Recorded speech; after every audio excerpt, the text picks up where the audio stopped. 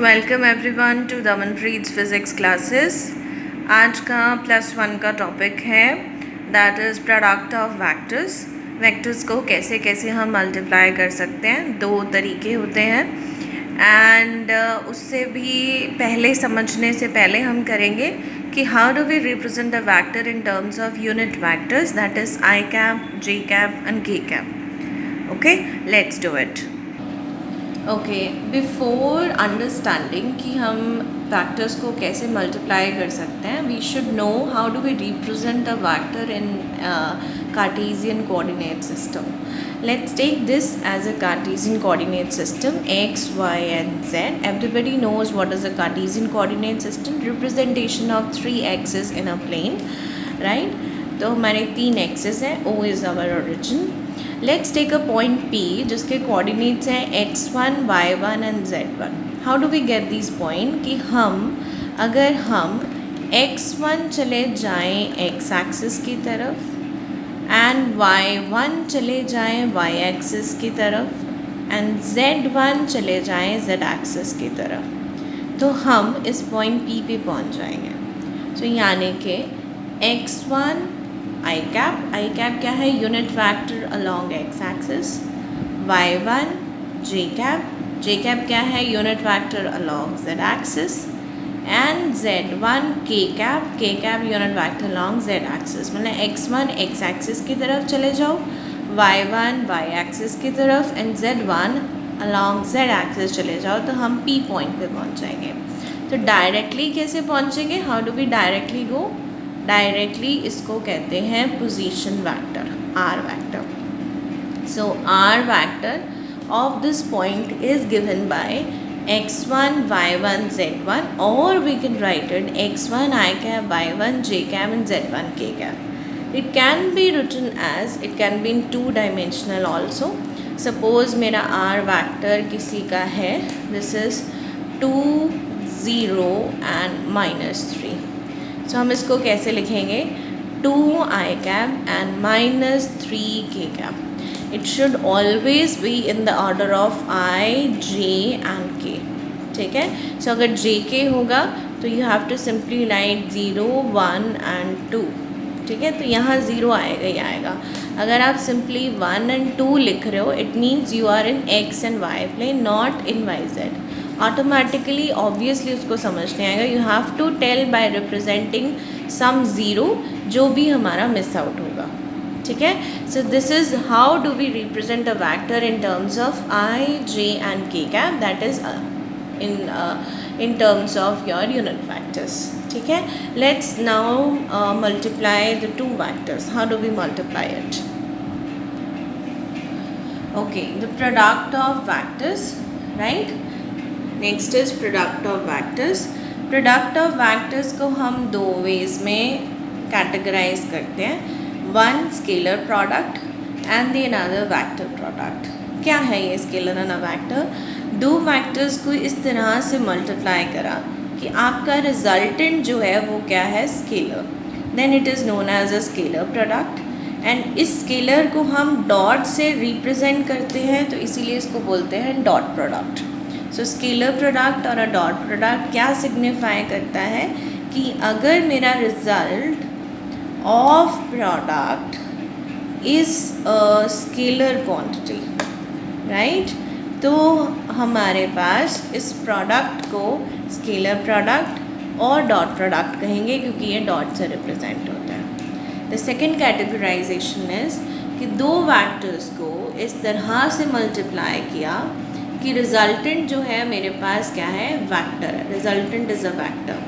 और representation cross से होती है, तो इसको क्रॉस प्रोडक्ट या वेक्टर प्रोडक्ट बोलते हैं, right.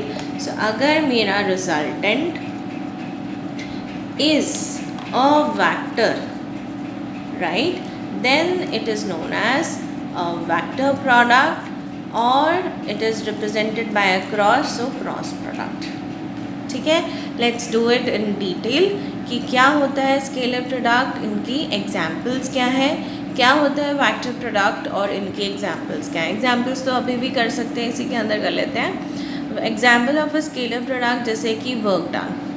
Work done is a product of force and displacement. तो फोर्स एंड डिस्प्लेसमेंट को डॉट से रिप्रेजेंट करते हैं। तो इस तरह से हमने मल्टीप्लाई करा कि हमारे पास नेट जो आउटकम आई वो क्या है, scalar, that is work, energy, joule, right. तो ये क्या हो गया, स्केलर प्रोडक्ट। ऐसे ही हमारे पास वेक्टर प्रोडक्ट क्या है, जैसे कि रोटेशनल फोर्स, टॉक बोलते हैं इसको। Torque is r position vector into F. इसका एग्जाम्पल मैं दे देती हूँ। जैसे आप एक दरवाजे को धक्का लगाते हो तो दरवाज़ा गिर तो नहीं जाता ना, यू अप्लाई अ फॉरवर्ड या फिर पुश और पुल अप्लाई करते हो अकॉर्डिंगली, राइट। तो जब भी आप पुश और पुल अप्लाई करते हो तो ये तो लीनियर फोर्स लगती है एफ, लेकिन उसके कारण दरवाज़ा क्या करता है, इस हिंज कहते हैं इसको, एक्सिस को, इस हिंज के अबाउट या तो अंदर को खुल जाएगा या बाहर को खुल जाता है। खुलना का मतलब क्या है, ये रोटेट हो जाता है, ऐसे रोटेट हो गया, ठीक है। तो क्योंकि ये रोटेट हो गया यानी कि मेरी लीनियर फोर्स के कारण उसके अंदर क्या प्रोड्यूस हुई, रोटेशनल फोर्स, रोटेट कर रहा है, ठीक है। सो इस रोटेशनल फोर्स को हम बोलते हैं torque. This is a product of two vectors, R vector position जहाँ पे फोर्स लगाई, एंड एफ वेक्टर फोर्स कितनी फोर्स लगाई एंड डायरेक्शन, ठीक है। तो इनका प्रोडक्ट क्या है मेरे पास, torque, which is again a vector product, ठीक है। Let's do it in detail, how do we calculate it, क्या फॉर्मूला है, राइट। ओके, स्केलर प्रोडक्ट को करते हैं हम डिटेल में। स्केलर प्रोडक्ट क्या है कि A dot B is equal to C. हमने दो वेक्टर्स को इस तरह से मल्टीप्लाई किया कि मेरा resultant is a scalar quantity, it is no more a vector, ठीक है। तो इसको कैसे करते हैं, how do we multiply that, vector A का मॉड, बी का mod and cosine of the smaller angle, the angle should be smaller, right, a mod, b mod and cos of theta, this is equal to c, and we call it as a b cos theta is equal to c, right। a के ऊपर जब हम अपनी vector वाला sign नहीं लगाते तो it means ये उसका मैग्नीट्यूड है, सो ए बी cos थीटा, ये हमारे पास स्केलर प्रोडक्ट आ गया ना। अगर हमारे पास दो वेक्टर्स परपेंडिकुलर होते हैं तो इनका डॉट प्रोडक्ट ज़ीरो होता है, क्यों, थीटा 90 हो जाएगा उनके बीच में एंड cos 90 इज़ ज़ीरो, ठीक है। तो A B cos 90, C become zero, so A dot B is zero. तो कभी कभी हम लोग इसको प्रूव करने के लिए यूज़ करते हैं कि अगर दो vectors are perpendicular, how do you prove it, तो आप उनको मल्टीप्लाई कर दो, मल्टीप्लाई करोगे तो आपका प्रोडक्ट क्या आएगा, ज़ीरो, डॉट प्रोडक्ट ज़ीरो आ जाएगा, इट मीन्स कि वो क्या है, परपेंडिकुलर। डॉट प्रोडक्ट ज़ीरो करना है, क्रॉस नहीं, ध्यान रखना है, राइट। और अगर हमारे पास दो वेक्टर्स कॉलिनियर है, कॉलिनियर मतलब या तो पैरेलल होंगे या एंटी पैरेलल होंगे। पैरेलल मतलब सेम लाइन के along, direction same, and anti मतलब सेम लाइन के अलॉन्ग लेकिन डायरेक्शन ऑपोजिट, ठीक है। तो थीटा अगर ज़ीरो होगा तो वो पैरेलल है हमारे पास, तो पैरेलल है तो A B cos zero, maximum value आ जाएगी A B, and anti parallel है मतलब आपके पास ऑपोजिट डायरेक्शन है, ऑपोजिट डायरेक्शन है तो थीटा 180 आ जाएगा, तो cos 180 minus 1, so this is minus A B. These both are maximum values, this is in the positive direction, maximum value in the positive direction, this is maximum value in the negative direction, ठीक है। तो मेरा dot product जो है उसकी मिन value है zero, max value है A B, so it lies between A dot B की अगर लिमिटेशन बोलो तो it lies between, sorry, minus A B to plus A B के बीच में लाया करता है, ठीक है। तो इसके ये लिमिटेशन आ जाती है, right. Now let's do the second method. अगर हमारे पास A and B vector in terms of I J and K दिए हुए हैं, I cap, J cap and K cap, okay. अगर हमारे पास ये दोनों vectors in terms of their unit vectors लिखे हुए हैं, A vector A X, X component I cap, Y component J cap, A Z के कैप, बी वेक्टर भी B X I, B Y J and B Z के cap दिया हुआ है। तो सिंपल आपने ए डॉट बी जब भी करना है, आई वाले से आई वाले का मल्टीप्लाई कर दो, जे से जे वाला, के से के वाला, ठीक है। तो ए एक्स बी एक्स ये मल्टीप्लाई है, साथ में मत लिख देना, A Y B Y and A Z B Z, this is the answer. बहुत सिंपल है हमारे पास। अब इसका एग्जाम्पल दिया हुआ है रियल लाइफ का, जैसे ए वैक्टर दिया हुआ है 2i 3j एन माइनस के, बी वैक्टर दिया है -i + 2j एन + k। तो मल्टीप्लाई कर दो ए डॉट बी, आई से आई का करना है, क्रॉस मत कर देना। सो 2 × -1 -2, 3 × 2 +6, -1 × +1 -1, तो 6 - 3 कितना आ जाएगा 3 units. So this is your answer. ठीक है, अब मैं रीज़न बताती हूँ कि क्यों आई से आई करना है, आई टू जे और आई टू के, क्रॉसिंग नहीं करनी, right. Okay, just look at the reason कि क्यों हमारे पास ये आता है। I cap dot J cap कैसे आएगा, राइट। आई कैप का मैग्नीट्यूड, जे कैप का magnitude into theta between them cos 90। कैसे, जैसे I cap is along X axis, J cap is along Y axis, तो इनके बीच में एंगल कितना आएगा 90, तो cos 90, तो cos 90 कितना होता है 0, so I dot J is 0, I dot K भी कितना आएगा 0, क्योंकि I is along X axis and K is along हमारे पास जेड एक्सिस। ठीक है, ये दोनों आपस में क्या है perpendicular, so I dot K भी क्या होगा 0। बट अगर आप आई डॉट आई करोगे तो ये क्या आएगा, आई का मैग्नीट्यूड पहले वाले का, दूसरे वाले का जे का, एंड थीटा इनके बीच में कितना होगा 0, सो 1, इसका मैग्नीट्यूड 1 cos 0 1। ये देखिए आई डॉट आई, तो आई भी सेम डायरेक्शन में है और दूसरा वाला भी, सो इनका मैग्नीट्यूड कितना होगा 1। सो अगर आप क्या करोगे, जब डॉट करना है आई वाले से आई को मल्टीप्लाई कर दो, जे वाले से जे को एंड के वाले से के को, दैट्स इट, राइट। क्योंकि जे डॉट जे भी 1 आएगा एंड के डॉट के भी क्या आएगा 1। लेकिन अगर आप कहेंगे जे डॉट के, ये 0 होगा, के डॉट आई ये भी 0, क्योंकि ये आपस में क्या है परपेंडिकुलर है, तो cos 90 0। ठीक है, this is all about scalar product. Let's do the vector product also.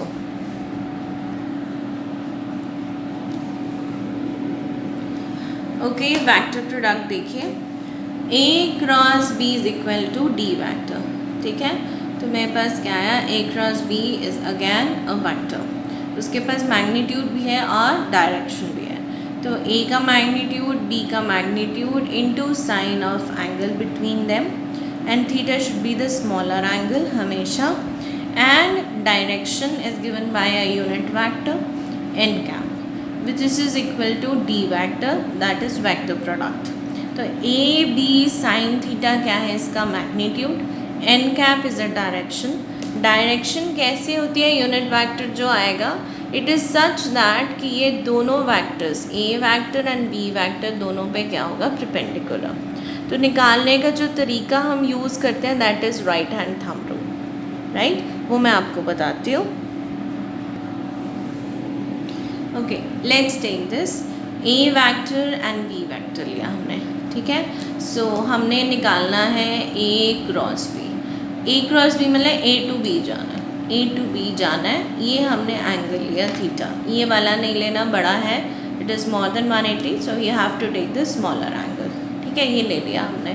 तो हमने इसको घुमाना, ये जो एरो बनाया इसका मतलब है A टू B हमने घुमाना है। So take your right hand, right, हमने अपना राइट हैंड लिया, curl your fingers in such a way that they rotate in the direction of this arrow. ठीक है, A क्रॉस B, तो ऐसे, दिस इज एंटी क्लॉकवाइज, तो मैंने उसको ऐसे लिया, and your thumb points in the direction of the resultant vector product. ठीक है, तो ये टॉप अप जा रहा है, राइट। सो इसमें हमारे पास जो वेक्टर प्रोडक्ट D आया था, so this is perpendicular to both A vector and B vector and goes up. ठीक है, इसी तरह अगर हम B क्रॉस A निकालेंगे, अगेन वही सेम वेक्टर्स दिए हमने A एंड B, बट हमने अब निकालना है B क्रॉस A। तो B क्रॉस A निकालने के लिए क्या चाहिए, B टू A जाना है, अगेन स्मॉलर एंगल लिया थीटा। अब कैसे जाना है हमने, this is a clockwise rotation, rotate किया हमने in the direction as shown, ऐसे रोटेट किया। सो मेरा थंब कैसे जा रहा है, नीचे को जा रहा है, इट्स गोइंग डाउनवर्ड्स। तो मेरा थंब नीचे को जा रहा है, so this will be my D vector in this situation. तो मेरे पास इसका भी प्रोडक्ट क्या आएगा, B A sine theta into N cap जो कि नीचे को है, एंड इसका प्रोडक्ट क्या आएगा, A B sine theta into N dash जो कि ऊपर क्या है। सो क्योंकि ये डायरेक्शन सिर्फ ऑपोजिट है, मैग्नीट्यूड क्या है, same, so we can write it कि A cross B is equal to minus of B cross A. Equality means magnitude same and minus means direction क्या है हमारी, ऑपोजिट। ठीक है, this is about A and B vector और उनका vector product. ठीक है, अब आ जाता है कि अगर हमारे ए एंड बी वेक्टर्स को इन terms of I J K cap in unit vectors के टर्म्स में हम लिखते हैं, then how do we represent the vector product. Okay, अगर हमारे पास दो वेक्टर्स को हम लिखते हैं in terms of A X I cap, A Y J cap and A Z के cap, B X I cap, B Y J cap and B Z के कैप, तो अब हमने निकालना है ए क्रॉस बी। तो उसके लिए हम एक कॉलम बनाएंगे लाइक दिस, मैट्रिक्स की तरह। उसके 3 कॉलम्स होंगे आई जे एंड के। ठीक है, अगर हमने ए क्रॉस बी निकालना है तो पहले ए लिखा जाएगा फिर बी, और बी क्रॉस ए निकालना है तो पहले बी एंड देन ए। ठीक है, be careful. So A cross B, तो ए पहले बी बाद में, उसकी ये 2 रोज आ जाएंगी। ए का आई कैप के अंडर आएगा A X component, J cap के under Y component, K cap के अंडर जेड कॉम्पोनेंट। ऐसे B X, B Y and B Z B की रो में लिखेंगे आप।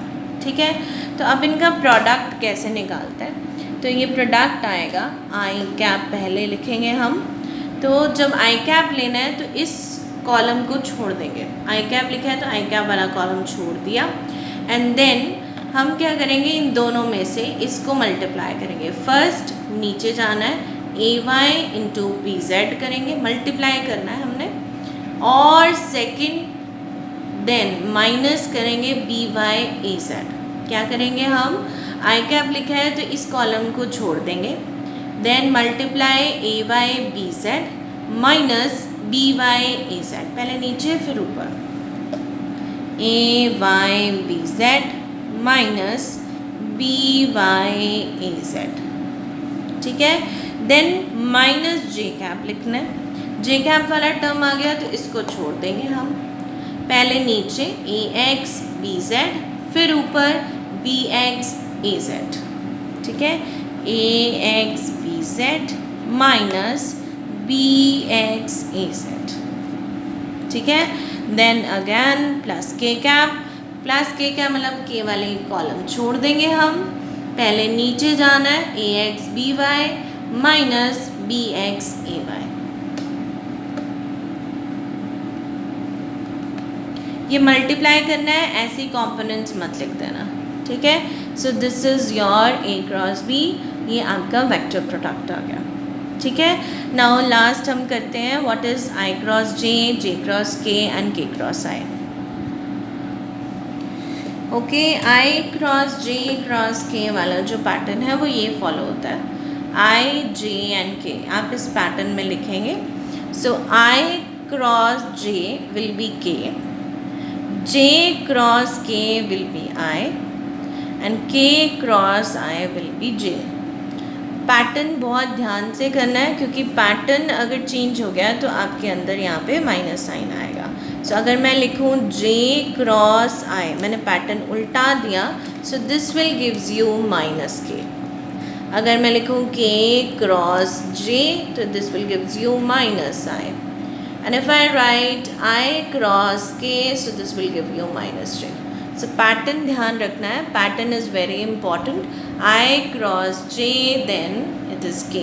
इस pattern को याद रखिए, बस आपने उल्टाना है माइनस साइन लगाना है, इसको याद करने की ज़रूरत नहीं है। So I cross j is k, j cross k is I, k cross I is j. ठीक है, क्लियर? और अगर आपकी कोई भी डाउट्स है, you can post in the comment box, I will get back to you soon. and thank you so much for watching Damanpreet's physics classes. Keep watching and please subscribe the channel अगर आपने अभी तक subscribe नहीं करा है. Thank you so much.